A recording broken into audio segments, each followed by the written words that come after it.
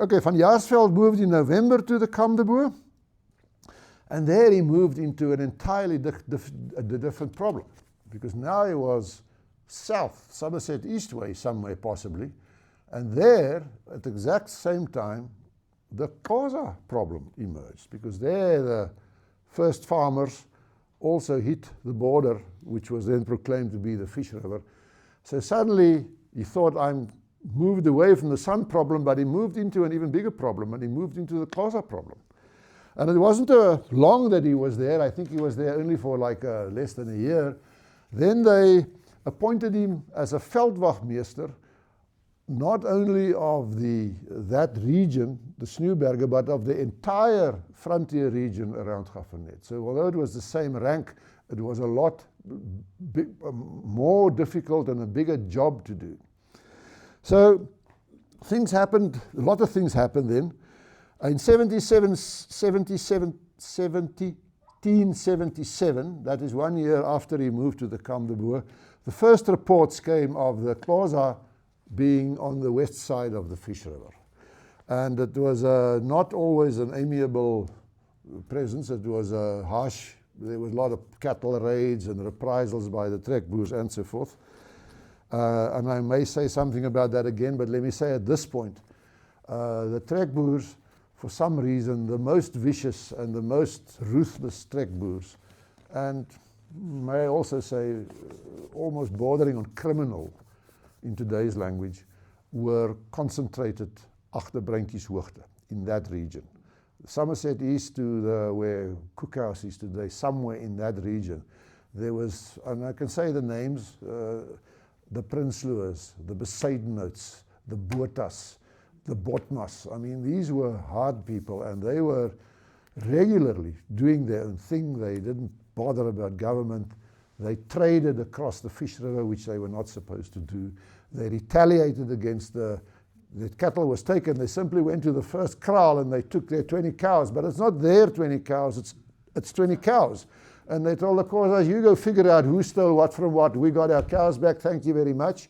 Of course, not a nice way to improve neighborly relationship. So that was a really bad spot on, mostly I think on the trekboer side. Anyway, suddenly Van Jaarsveld inherited this problem. Once again, he turned to the magistrate of Stellenbosch to say, hey, we need help here. Same story, different people. Not Sun anymore, we have a Xhosa problem. We need help. And he wrote a beautiful petition. Not he didn't write it. I don't know who wrote it. Maybe he did have a part in it. But they wrote a fairly long, detailed petition, which I will read a paragraph from just now, asking for more help and support. But nothing happened much. And in 1778, the following year, another problem arrived. And that is that the farmers themselves said, you know, this commando service is getting us down, but we'll return to that in a second. I always want to quickly say something about this petition, to give us a picture of what life was living on one of these 250 farms. I'm going to say two paragraphs. I've just taken an excerpt off. They wrote, we have been hitherto without teachers and clergy, so that many fine young people are growing up like the ignorant cattle without any opportunity of learning in their youth. Another little snippet, there is not to be found among us any building where we can unite in calling upon the name of the Lord. As to the building of a church and house for the minister and Landrost, we offer to furnish wood and bricks upon the spot. You may fix upon requesting only that artificers, ambachtsmannen, artisans, where their tools may be furnished by the company. The governor in the Cape responded. He looked at this lot, and he, in his report to the Here 17 or people in Holland, he wrote, the distance of the church at Waveren, Swellendam, produced inconveniences no less serious, as they were thus deprived of the opportunity of partaking of the Holy Sacrament, and were frequently for years together unable to get their children baptized who consequently would grow up, as it were, in a state of nature, without instruction in the first rudiments of religion, from which none but the worst effects might be expected. It gives you an idea. It was not an easy life. It was really hard. Okay. Responding to this petition, in 1778, that's now another year later, finally, for the very first time, a senior government official bothered to even visit Graaff-Reinet. There was none other than reports coming from this region, except for the occasional travelers like Liechtenstein and all these botanists and people floating in and out. No government official came until van Plettenberg, he was the governor at the time, said, hey, nobody even can tell me where this place is and how far it is. He famously wrote that someday. Where is this place, Graaff-Reinet, which we cannot find on a map? We don't know even how far it is. So he saddled his horse, in a figurative way, and he came to Graaff-Reinet. And for 3 months he roamed around, from September to December. He visited people and farms, and he even visited some of the Xhosa chiefs, and he really put in a concerted effort to understand the problem better. And when he went back, he said, okay, we're going to change a few things. He introduced a new commando system to make the commando service of the farmers less onerous, and I'll say that again. He moved the border to the Fish River. There's an interesting thing. The border was first, it's the upper Fish River, but then the Bushman's River. Closer to the coast, the Bushman's River was the border, and further away from the coast was the Fish River. And that little triangle, which was then, that's the Suurveld. That's where the British settlers pitched up 50 years later. But that's the Agterbrinkieshoogte as well. That is where some of the difficult trekboers were at.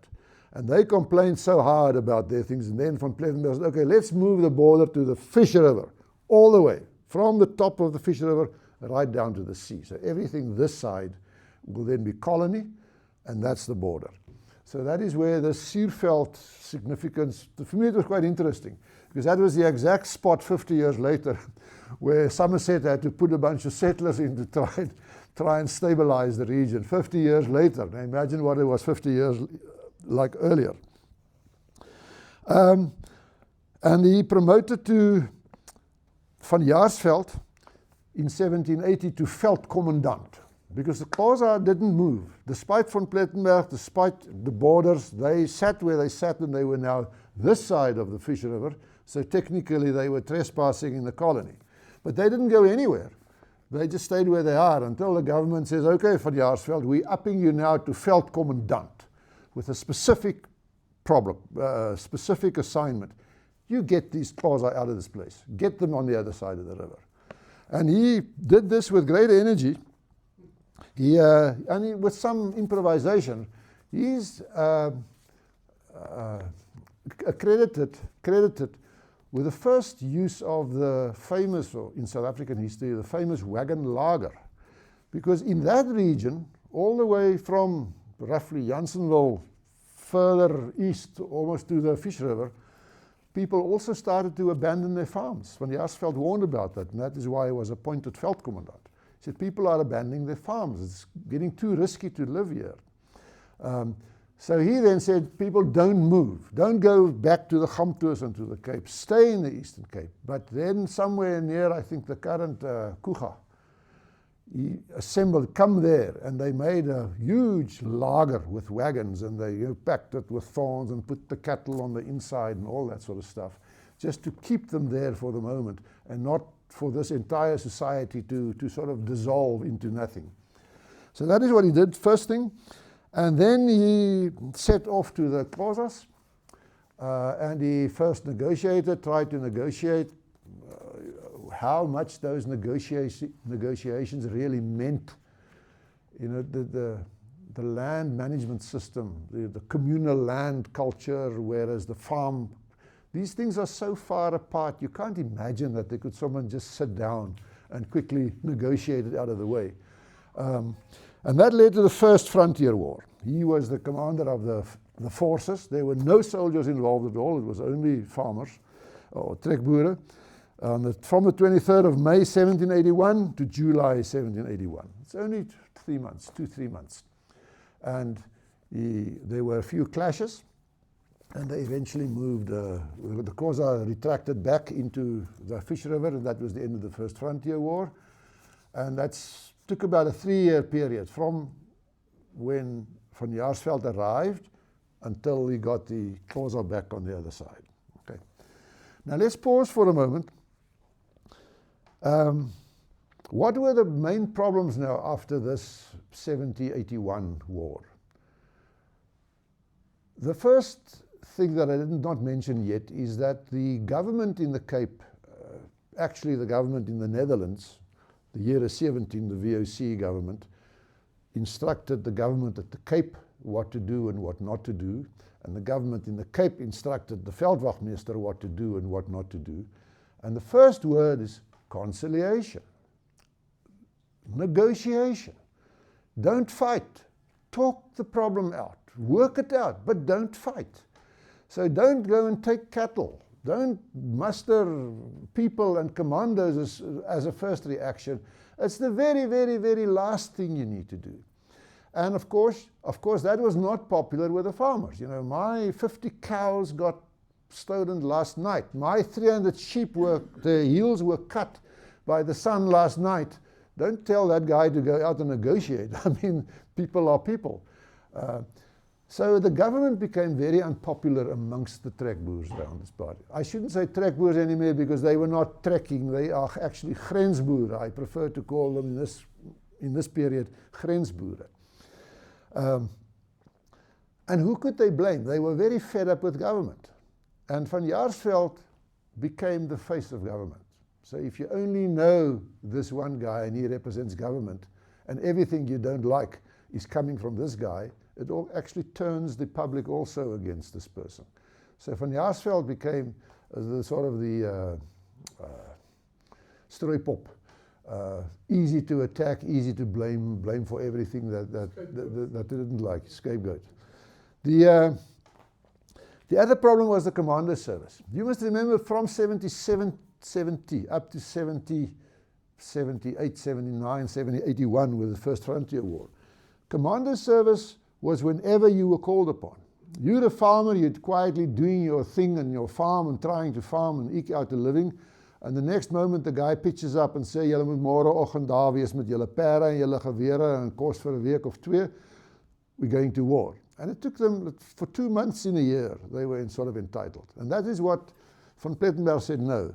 We'd rather go with smaller commandos and spend half the time, because you can't stay away from your people and your family and your children in these difficult, dangerous conditions for such a long time. But the long and short is that the farmers actually, when Van Jaarsveld called upon them in 1779 to muster them for the First Frontier War, a lot of the farmers said, no, we're not going. We're fed up with commandos. We've been on too many commandos and nothing happened to the good, so we're staying where we are. So that was actually against the law. And Van Jaarsveld had to act against these people. And he reported them. And with a plea to the government, please allow us to take aggressive action against these people that do not want to do the commando service. Because if you will allow that, next year there will be nobody. And what did the magistrate of Stellenbosch do? He said, oh no, it's okay. You guys, you were naughty boys. Don't do that again. But it's okay. And they didn't do it. And Van Jaarsveld was highly affronted by that. So Van Jaarsveld didn't have an easy time. First of all, the public was sort of turning against him. The authorities didn't want to support him. And he was the one and only guy that's supposed to sort of keep some stability and peace and protect people with lagers and all sorts of stuff. So just have a little bit of sympathy for the position he was in as well. Okay, let's get away from that. I must mention 2 things. And unfortunately, the history writing of South Africa in a general way was quite poisoned in a way by ideology. We all know about the let's say the nationalistic history writing on the Afrikaner side and the pro-missionary and the anti-missionary writings depending on where you sit. And Van Jaarsveld, the 2 things that you almost always read about him trying to describe him as an unscrupulous, ruthless guy, was the two traps that he had set. When he was fighting the Sun, in the attempt to get the Sun out of their hiding places, to see them that you can actually shoot at them, to be very crude about that. In one instance, he shot 2 or 3 hippos on the bank of a river, and he lined up all his people on this side, but well hidden. And they just sat and they waited. And a day or two afterwards, the Bushmen or the Sun then actually arrived at the site, thinking that the Boers had gone. And they started to cut the meat. And when there were a good number of them there, they opened fire and they killed them on the spot. It wasn't large numbers, but that setting a trap and doing it in that way is almost given as an example. And the other famous, infamous incident of a similar thing, in the First Frontier War, intelligence had it, or Van Jaarsveld's intelligence had it, that the Xhosa people, they were supposed to meet the next day for negotiations. But the word that Van Jaarsveld got, according to some reports, and you can doubt the reports if you wish, but that's what the reports say, his intelligence said that they're going to come and ask for tobacco, to trade things for tobacco, and that way they will mingle with the Boers. And once they're inside, within striking distance, literally this sort of distance, then we will fight the Boers, because then we have a chance. If you stand at a distance, gunpowder always have the superiority over spears and assegais and axes or whatever. And then Van Jaarsveld, he had his men cut up the tobacco in small pieces, because they expected that. So when the Xhosa advanced, a few of the trekboers or grensboere rode out, and they threw a long line of this tobacco fragments on the ground, and they retracted. And then when the Xhosa came closer, well, the tobacco was already there, and everybody tried to scramble to get tobacco, and at that point they opened fire. And that was the decisive, one of the decisive moments of the First Frontier War. Now, once again, in today's language and in today's our feelings, it's rather ruthless. But anyway, you will always hear that. I'm not here to make a hero out of him. That's why I say he's either a hero or a villain. He won the war after a while, and most of the grensboere survived. That's the other side of the story. Okay, those are the incidents. I'm almost there, guys. The rest of the things are... Let's leave Van Jaarsveld for a brief moment for 4 years. 1795 arrives. I could just say in the interim, Van Jaarsveld, he had a huge problem with the first magistrate that arrived. In 1786, the first magistrate arrived, which that was Vuke. Graaff-Reinet was then officially a town, and the local government at the time worked such that you had the magistrate and you had 4 Heemraadsleden, in other words 4 members of the community that formed like let's say a local council, and then you had a military council also with 2 or 3 people, men with more military experience. Should there be a military problem in the district, the military council would take the lead on that. Should it be a matter of normal local government, the normal Heemraden and the Landdrost would look after that. So Van Jaarsveld was one of the very first Heemraad. He was one of the leaders. He was one of the members of that. And he got to work probably, I don't know how often they met the magistrate. I mean, they must have known each other very well, meeting literally every week or 2, discussing local matters and stuff. But Vuke was not a good guy. He had a huge temper. He was very authoritative. He bossed everybody around. He had a significant alcohol problem, hugely unpopular, went his own way. Everybody was dead against the man. I shouldn't say everybody, but many were against him. So eventually Mynheer, which I'm not going to talk about, that's another Stoep Stories. Eventually Mynheer, who was the deputy of Vuke at some point, Meneer actually wrote a report to Stellenbosch and say, you know, this magistrate of yours, not to Stellenbosch, to the Cape, this magistrate is out of line, and he had a long list of complaints about Vuka. And interestingly enough, it came to a big letter writing and eventually a tribunal in the Cape, where Van Jaarsveld actually took the side of Vuka. Because he supported, he didn't want Vuka, he thought he was not a good man. So they said, okay, Vuka out, Meneer in. So Meneer then became the magistrate. But Meneer was quite aggressive in his sort of reconciliatory policy. Meneer was always, you know, negotiate, don't retaliate, do this. Once again, upon instruction of the Cape. But to the extent, Van Jaarsveld thought that he overdid it. You know, there could have been more retaliation with good effect. And then he turned against Meneer again. So he was very much involved into local politics. And of course, that whole Meneer incident eventually sparked off in February 1795. They chased Meneer away and said, take your horse and leave. And they called out the Republic, the National Republic of Graaff-Reinet. And no surprise, let me just get the titles right here. Van Jaarsveld emerged as the leader of the rebellion, and he was the president van die Krijgsraad van die Nasionale Republiek van Graaff-Reinet, and he held the highest military command. So he was one of the leaders of this republic. And once again, I'm not going to say much about the republic, it's a long story by itself.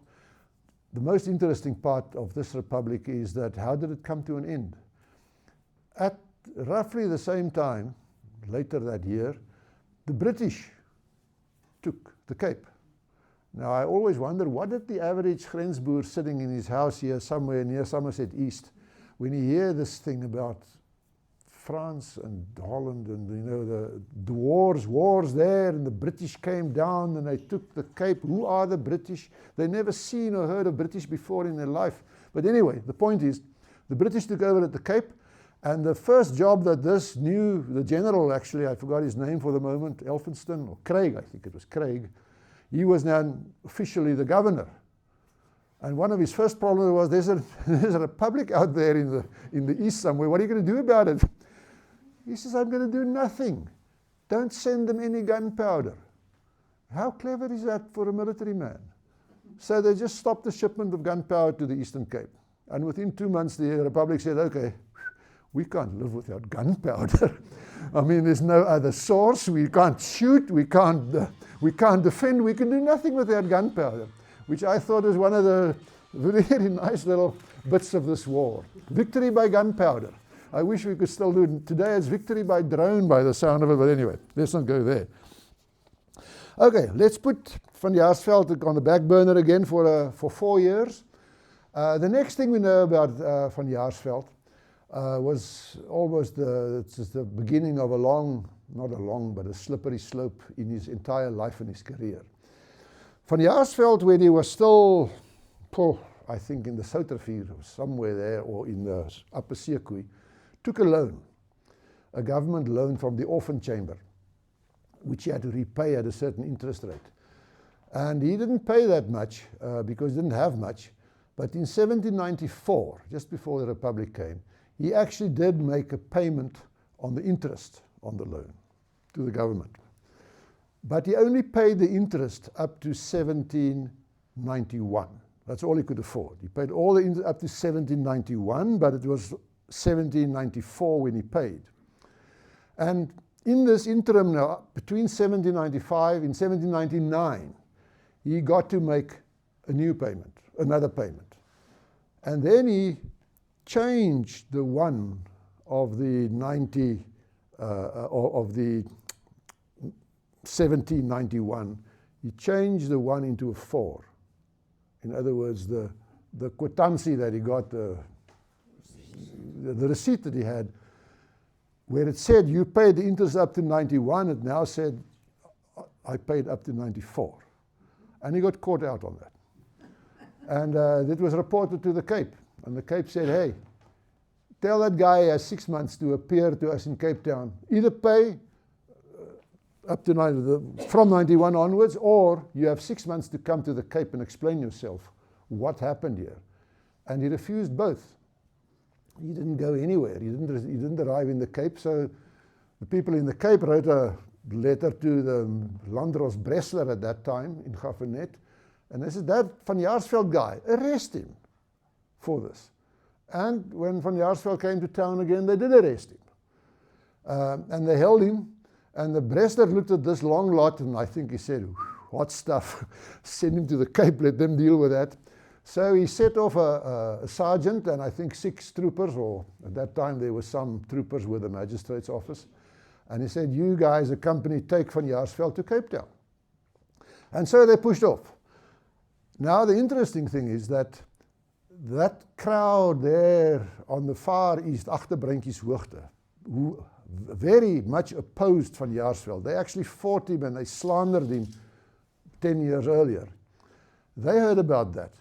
And they said, no, that's not going to work. So they turned this into the 1799, the second revolt. The first revolt was the Republic.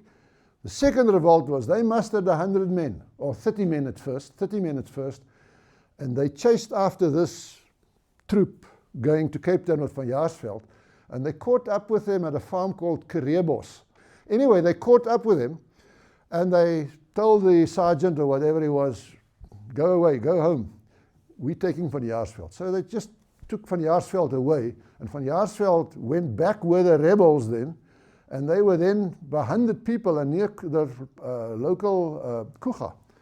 They stayed on the farm of Martinus Prinsloo, and from there they came to Tweederdrift. They camped, the whole lot camped at Tweederdrift here just as you leave town, there at the sewage works. They camped across the river, and they demanded to speak to Bresler. And Van Jaarsveld wanted to explain himself to Bresler. And Bresler said, okay, come and speak. So Van Jaarsveld and 4 of his friends came and they spoke to Bresler. And Bresler wrote, he just repeated the same stuff he said before, and it was no worth listening to. So he said, no, it's not good enough. So he said, well, we will then leave. So Van Jaarsveld retracted to the farm with about 100 other people. And this, about a month or so later, a military force under a General van der Leur. And this was now a British force, remember? This was now the British period. The name van der Leur make it sounds Dutch, but it was a British government, a British army contingent. Went there, but there was no fight. They just said, okay, take Van Jaarsveld if you want him. So Van Jaarsveld went to Cape Town, and there he was, the next year there was a court case. The court case was somewhere in May 1801. Yeah, all of this happened in 1800. Van Jaarsveld was tried before the Court of Justice, found guilty of treason and sentenced to death by hanging. But the British said, you know, this guy, we don't want to hang this guy because that's going to lead to a huge revolt. So we just chucked him in the dungeon in the castle. Some of you may have heard Anziska Keister saying a few months ago that is where her awareness of history came from. When as a school child, they were taken into the dungeon and they closed the door. And that frightening silence with the torture room just outside made her aware of the power of you know, the sense of place in history. Anyway, Van Jaarsveld was chucked in there, and he stayed there because the British didn't want to act upon him. And then in 1803, once again, the Brits moved away and the Dutch moved in, but it's different Dutch this time. It's the Batavian Dutch.